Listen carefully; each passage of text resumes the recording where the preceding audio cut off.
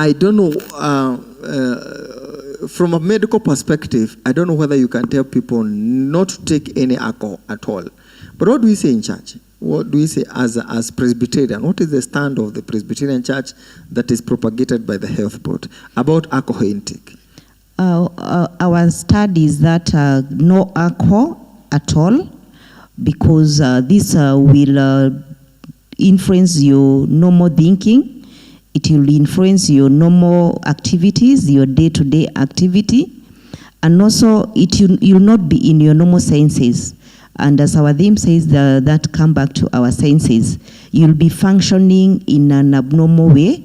And basically, alcohol is not the only thing that can make one be in their senses. Mm-hmm. Spiritually, we need to know ourselves. Mm-hmm. We need always to be alert. And drinking, basically, it's just, it only suppresses for a time. And it is not the solution. When it comes to these individuals who feel they have low self-esteem, it's not basically the solution. It's a short-term effect. Okay. But long-term, it will have a very advanced side effects. All right. So it's good to avoid drinking with those standards. So we are saying the standard of the Presbyterian Church, and it is a standard that you have had since 1920. Since 1920, when the church came, and we are fighting two vices. We are fighting female genital mutilation, and we are fighting alcoholism. The stand of the church from that time, that is the Presbyterian Church of East Africa today, is that there is no alcohol, there is no excuse, and nobody should take alcohol, and I think that is it. But now, we are saying these are the symptoms. At what point do you feel that you have now to see the doctor? When does it become a disease? You know, when by the definition, you almost called it a disease. Is it a disease? Is alcoholism a disease? Yes, it is a disease. So at what point do you think you need to see a doctor? Thank you, Reverend. We encourage one to see a doctor, particularly when they keep on drinking too much and they cannot function normally without having taken alcohol. And of course, when now the too much drinking causes problems, particularly even family problems or even problems at their workplace. And at that particular time, we feel now that this particular person should seek help in order for them to be assisted. Okay. Yes. So who points out that you need help? I would say that the journey of alcoholism and stopping drinking comes first from the person that is actually addicted. They must make a personal decision. Once they make the personal decision, that is now they can seek help from family, they can go to the friends, they can even go to support groups, which can actually be able to help them. Oh, there are support groups. We have some, like which one? The Alcoholics Anonymous group is one of the support groups, and we also have rehabilitation centers where they can be able to seek help. Again, they can also be referred to the hospital, and in the hospitals there are medications that are available for them to be given to reduce the urge to crave for alcohol. And of course, this has also been part of the therapy that has been used to help these people who are addicted to alcohol. But what I have discovered, Jane, is that most people who are having the problem of alcoholism do not believe they have a problem. What causes that? They think watu wananiingilia. What do you think causes them to say niko sawa mimi? Denial. It is denial. Denial. You feel like you don't have a problem with drinking. You might not recognize how much you drink, and or how many problems in your life are related to alcohol use. So most of them actually I've dealt with several. I actually have one in the office who is addicted, and what he normally tells me is like when he drinks, he forget about his issues. Yeah, his issues right now. But I ask him, what about tomorrow? Because you still wake up and you still find that you still have the same problem. So most of them, in most cases, they are denying that I have a problem, and practically they also don't imagine that you can take medicine to support that. So, yeah, denial is the most common. So they need to see a doctor when they get to a point where they are denying. And they are feeling that they are okay. But everyone can see. Yes. But it is a big challenge to convince them to see a doctor. Isn't that so? But let me ask a different question, Lucy, to you now. I have seen also families that are enablers. They enable in two ways. One, they can enable through push. You are pushing someone to alcohol, or you are supporting the alcohol. What do you say to families, or what do you say about that? And because I know that the environment, as you said earlier, contributes to alcoholism. Oh, it's quite unfortunate that we have those kind of families who pushes away their family members to drinking. But what I would want to encourage us this morning is that we need to value every member of the family and know that without a family, we cannot function fully. So every member of the family is important. And we need to discourage when we see signs of one is diverting to drinking, we need to give them a lot of love and make sure that maybe they are occupied, basically making sure that they have something that they are doing. It could be maybe if it's a teenager who is in school, that you encourage them to read so much, do social activities. If one is in working, also to make sure that they give most of their time, full time to their work. Yeah. All right. Melissa, I want to talk about alcoholism and stigma. You want to say something? Yes, thank you, Reverend. I would say that as families, we should not stigmatize our members when they are taking alcohol or they are become alcoholics. They are part of us, and the society should actually see this person as having a disease like any other, and they actually need a lot of help. Instead of stigmatizing them, we need to help them to accept themselves and even to come and start the journey of trying to stop taking alcohol.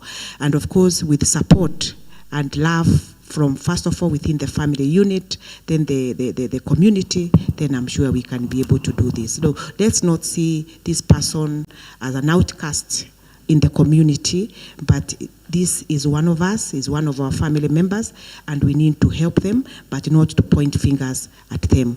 Alcoholism is a disease like any other. Right. So it means that we must love the alcoholic, although you don't love alcoholism. We must love them. But is it easy, Jane? Not. Because you see, any addiction, what it does is that, first of all, when you lose your sense of control, is that you are also likely to steal. You are likely to steal things, sell. I know you have heard stories of children who have sold even household items. They have sold the sofas, the tanks at home, and they go take alcohol. You buy them clothes, they sell, you give them fees, they go pay for their colleges and something like that, and they don't even pay. But you are still insisting that we must not stigmatize our people. We need to talk to them in a way that we can help them in their healing journey. But I want to talk about the risk factors for alcohol use. Maybe Lucy, you want to take her? What are the risk factors for the alcohol use? Yeah, the risk factors of alcohol use are: one, we have steady drinking over time. Starting drinking at any early age. We have a family history beside other factors like even getting depressed. So even having bariatric surgeries, that when one is overweight, there are surgeries that are done normally to reduce the weight. So when they get healed, they tend to get back to their drinking. Even at times when you have social and cultural factors, even at this time when friends really look down to you. So that's how most of the things that we talk of, the factors that contribute to drinking. Yes. So it looks like you can even get addicted accidentally. Yes. Is that a thing? Yes. I'm saying my own things. I'm not the expert here. True, you can, and this is through the kind of friends one has. That's when we said about social, because you may not realize when you start drinking from one bottle, because you are engaging in social activities, and these friends, you feel that you cannot do without them. So you are with your friends most of the time, and you want to do what they are doing so that you cannot be, disassociated yourself with them. So you tend to drink all the time when you are with them. So what I would say is socially, we should avoid those people who drink so that you don't get influenced. So what happens when we now, people have that problem? What are the complications that come with this? What are the likely things that can happen? You want to take it, Millicent, Jane, and one of you? Alcoholism has been associated with quite some adverse effects, and in this case you may find that we may even have liver disease, okay, as a result of too much drinking, where the liver now starts getting scars, and of course this will lead to liver disease. In the long run, it can also lead even to lung cancer. Of course, what we call liver cirrhosis. Okay. Then the other things is that you may find that we also have issues of diseases like hypertension coming with too much drinking, issues of diabetes also, some of the things that will come with this too much drinking. Of course, an alcoholic person will not actually eat well, and of course this also will lead to other diseases like anemia as a result of not taking a well-balanced diet, and many others. You want to add? Maybe there could be more? Yeah, we also have increased risk of getting cancer. Also, the body become low immune, hence tendency to get any disease because you're not eating well, as my colleague said. There's also bone damage, and for those ladies who overdrink, they tend to give birth to children who have got birth defects. Which is a very serious thing, because now you see you the one drinking, but unfortunately you have given birth to a child with a deformity. It also brings about diabetes complication, as well as even depressing the nervous system. That's not that if your interpretation of things will not be the same. It also brings heart problems. Because as you tend to take as much alcohol, you may have the tendency of even adding weight, which these will implicate to heart issues. Also digestive problems, because you'll not be able to digest. More so, you are not even finding time to eat. So you'll get a lot of digestive issues, and stomach ulcers, duodenal ulcers, and the like. Thank you. I wonder sometimes whether people are aware of this. You have talked about children with deformity. I am not young, and I have never heard that. So, do you think we have enough information out there about these conditions that come out of alcoholism? Yes, we do have a lot of information out there online, especially even on in the books, and there are some brochures, especially if at times we don't want to be associated that you're reading about alcoholism because you don't want to be victimized. What I would encourage, even that we are so much exposed now to the media, we just go online and Google about these things, and all the information is there, and it will give what is happening in the current situation. There's something that someone told me, and I don't know whether it is true. So, does it affect your sexual life? I will answer that, Reverend. Actually, it affects the sexual life because in most cases when one is drinking, there is reduced libido. And again, like in men, you find that the erection is not maintained. And this, of course, will lead to sexual dysfunction.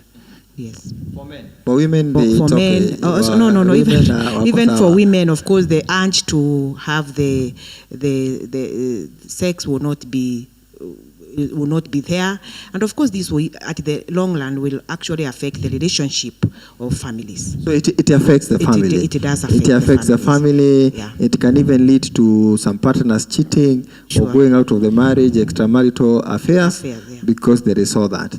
So basically, what you are saying is that alcohol and alcoholism per se is a family killer.